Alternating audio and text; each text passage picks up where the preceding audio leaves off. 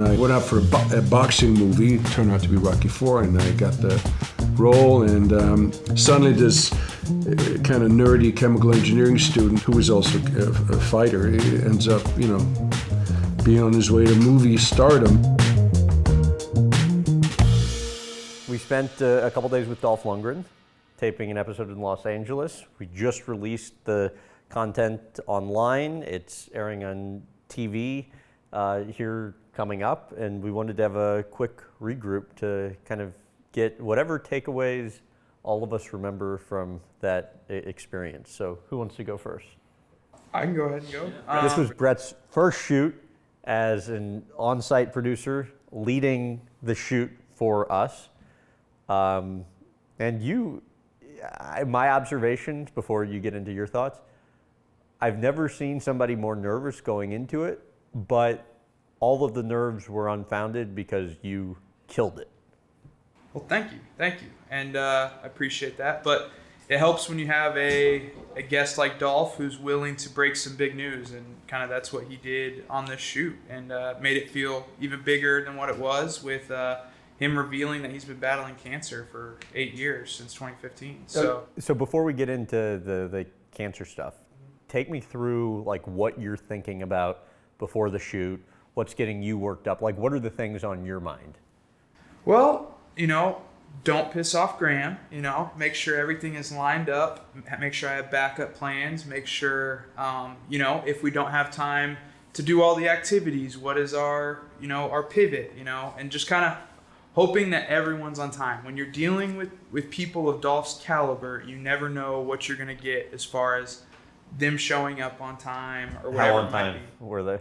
About 30, 45 minutes late, I would say. So pushed us back a little bit, and then... I thought it was more like an hour. Yeah, it might have been closer to an hour, but I was still racing around at that point, so... And then hair and makeup took probably another hour, right? Didn't we start? Hair and makeup was... Yeah, we can get into hair and makeup. That's its own podcast, talking about hair and makeup. But yeah, so yeah, about 45-ish to an hour late, Dolph was. And set the day back a little bit, but ultimately we were able to get everything in. So I thought the funniest part of that was, I really wanted to get Arnold Schwarzenegger out to this taping. And we taped an episode with him a few years ago in China. And I knew he had a positive experience. So I'm like, I wonder if he'll come out for Dolph because they've been friends for a long time. So I text Arnold's guy, and he doesn't give me like confirmation about whether or not Arnold's going to meet up with us at this famous gym. But then when Dolph is late, we give him a heads up that the time we had originally talked about is not going to work anymore. It needs to be this later time. We don't hear anything back. And then little did we know, later that day, Arnold was at the gym waiting for us. We don't show. And then to like my complete and utter shock, he agrees to come back a day later to meet up with us. Arnold, you should best really guy ever. Reevaluate your status, Graham, because that means Arnold Schwarzenegger was just waiting in a gym, and in his mind, we're like, oh, we're not going to have time for that today. Why don't we try again tomorrow? Arnold, we'll see you in the morning. And he's like, yeah, okay. I like that. But you were there. Like, he came into the gym, and initially it seemed like he did not want part of any of us. He came in, he turned it on, and then he was gone. Yeah. And I watched it all from the very standoffish in the beginning, and then we're rolling, and he's Arnold Schwarzenegger, super charming, really funny, full of stories, and then we're shooting B-roll of him after we finish the OTF section. I'm just getting a wide shot of him working out, and he just looks at me and he goes, I think you have enough. Like, yes, sir? That scared the shit out of me. I remember you came over to me and said that. That rig was it's a heavy rig, and I was down on the ground, and he's like, we have enough, and before you knew it, I was 30 yards away. The governor. Sorry, so sorry, dude. It's Arnie, dude. But even with that being said, he was amazing. Oh. And the fact that he came out not once but twice, and then turned it on. You were telling me when you were putting the episode together, that was. He saw the lights of the camera turn on, and he was ready. He was ready to perform. It was like him and Dolph were in their gym element, and it was, they were ready for that. No. We're holding it down there. Remember the old days? Yes. We always held it on the last rep. It's a lot funnier than I thought he was. Oh, really? Yeah. How so? I don't know. He's very charming. He's a very charming guy and very like. Well, he's a funny. politician, so you gotta. I guess that's true. He's A trained. former governor. But yeah, it was really cool to see him too. I remember we went to the gym and then I just saw the glasses. I was like, oh my god, it's the Terminator. He's right here. So it was pretty cool. There's definitely moments in this where, like, you know, you're looking at your monitor and it's Dolph Lundgren and Arnold Schwarzenegger, and you're just like, how does this happen? yes. Yeah. I would say too, Ida was probably my favorite part of the conversations that day. I mean, just, you know, getting a daughter's perspective when she finds out her dad has terminal cancer. I thought you were gonna say a fiance that's the same age as her. Well, so that was the part I was surprised we didn't address in the episode, because Ida had fun with that in the interview, talking about how her dad initially lied to her and said Emma was older than her, when in fact Emma was younger. Your daughter Ida was telling me, she's like, first time Dad told me her age, she said she was 28. Did I misspoke, I guess. Any thoughts on the substance, though, of the conversation that day and what was actually being discussed, and Dolph revealing that he's had these enormous health challenges? I didn't expect. Usually, when we start an interview, it's like pretty light. It's like the first thing we talked about. It's just like, cool, let's get started.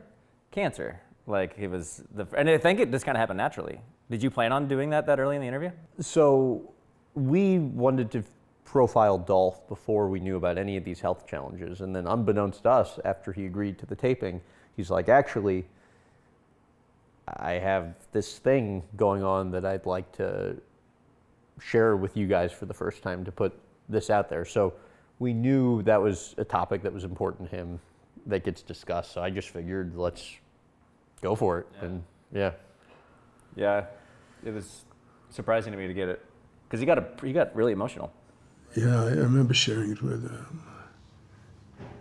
Yeah, it was emotional because, you know, even I remember telling even some of my good friends. Nobody wants to think the worst, but I think they did think, you know, that it was over. I mean, he thought he was going to die, and he's still not completely out of the woods, but he went from thinking he only has months to live to possibly being able to now enjoy the rest of a long life, which... The thing that was crazy was that, wasn't it like he was misdiagnosed in Sweden for a year or something? Like he didn't hear from his doctor for like a year, and he just thought he was going to die or something like that? Yeah, it was just he wasn't responding well to the treatment. He wasn't hearing back from the doctors he originally was getting treatment from at the time. So got a second opinion, Dr. Drakaki at UCLA, and they were able to treat his cancer as if it were his kidney cancer, as if it were lung, and that's how they're able to see improvement. And she used the wording melting away, and instead of months, she's now hoping that it's years. That's her hope. So kind of a positive spin to this emotional story, which he was definitely, I mean, I think he, you know, broke down a few times along with Ida. So yeah, it was an emotional day, really, just throughout the sit-down interviews. So. And at the height of Ida's emotion, somebody peeked out of the bedroom. What happened there? Yeah, so the story on that is, with the secondary interviews, there was not much room to sit. So I'm listening to the interview in the back hallway. And earlier in the day, you had me stop for, and I'm sure we'll address it, some construction. And so I forgot about that. You had stopped the interview. And so I heard a stop in I'm not seeing the interview, I'm just listening, and she stops because she's crying. I think you had stopped the interview because I'm texting with the audio tech at the time about planes flying over. And so I thought he had was wanting to stop the interview. At the height of her crying, I just want to stop for planes overhead. And there was Can you hold that emotion for a well, second? she hadn't cried yet. It was her starting to cry. So she She stopped was, talking. okay, we will She was play crying. this back She was during crying this scene. so hard Yeah. that it was silent Yeah. in the room because nobody. But it And, was so and I want to be silent. clear, we are not in any way laughing at Ida getting emotional. Like I would be emotional in the same scenario, Don't but we decide are what my laughs we are are we are laughing at the fact that at the most emotional point. And I'm of the heavy-footed taping, too. Brett came out. Yeah. What is? Yeah, I was. Luckily, that section, that little walkway, was not in frame. It was going to be initially, but yeah, I just remember looking at camera, and it's just like this really emotional moment, and then Brett walks in the room like nothing's going on. Like I really thought I was about to have to go out there and try to flag down some pilots and have them bring down their planes because of our important interview. So on that front, tell about what happened with the construction folks.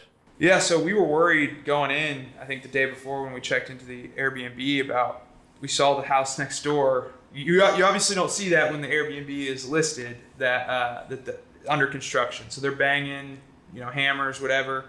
And what do you know? It was, right when we start the sit down interview, they pretty much start construction about 15, 20 minutes into it. And we had to stop, and I had to go over there and negotiate with him on what it would take for him to stop his construction for us to finish our interview. And I told him it would just be about another hour. So, yeah. So you got to commend Dolph, Emma, and Ida for sharing this story because it's not easy to obviously reveal private, family matters and also show their kind of vulnerability. And also, how neat is it that he went from thinking he was a goner and having doctors that weren't responsive to meeting this other doctor who has a team of people that just immediately get going and are attentive and figure out what's going on and obviously change the course of his life. Perhaps we end on this, but the note Dr. Drakaki sent to you this morning. Yes. She reached out and thanked us for including her in this Dolph episode and with the content. And she said that people have been reaching out to her office from the United States and even in Canada, trying to seek advice to get better because with the issues that they're facing similar to Dolph. So I thought that was really cool because of this episode. Yeah. So there's saving people lives, are. man. I mean, it is cool. It's like because of like him sharing his story will cause people in similarly tough positions to perhaps get a second opinion. And that's the lifesaver here. To have that kind of impact is awesome, especially because that was really what Dolph wanted to do in telling his story, is to encourage people to get second opinions. So to see that kind of play out in time is awesome. There's one thing I'll say too that stood out to me when he started talking about like therapy and stuff like that. Like in the beginning, he kind of like thought like therapy was like, didn't Ida say that he thought like therapy was like for something like that? Mm-hmm. And so just seeing a guy so masculine as him, like playing Rocky IV and Expendables, you can see how masculine he is. It kind of touched me because I mean I've dealt with mental health issues before, and to see someone like him, as big as him, as masculine as him, talk about how therapy works and how it actually did help. It was like, oh yeah, that's kind of like a good message to send out there for people that are like thinking about that kind of stuff. Mm-hmm. And just not being afraid to like to talk to somebody about it, especially like a therapist. We should end on over under if the kicking the soda can story from Arnold It's true. Put it on top of my head. Wait a I second. said, what is this about? And then, whap, he kicks the can off my head and never touched my head. 100% bull. Yes. You can tell by the look on Dolph's face. He doesn't remember. Dolph You was- asked him. You go, do you remember this? And he's like, no. he says no, and then Arnold says he wouldn't admit it if he did. What happens? Because what happens in the gym stays in the in the gym. It's not Vegas, homie. It's a. If I'm kicking a can off people's head, I want people to know about it. And that's a wrap.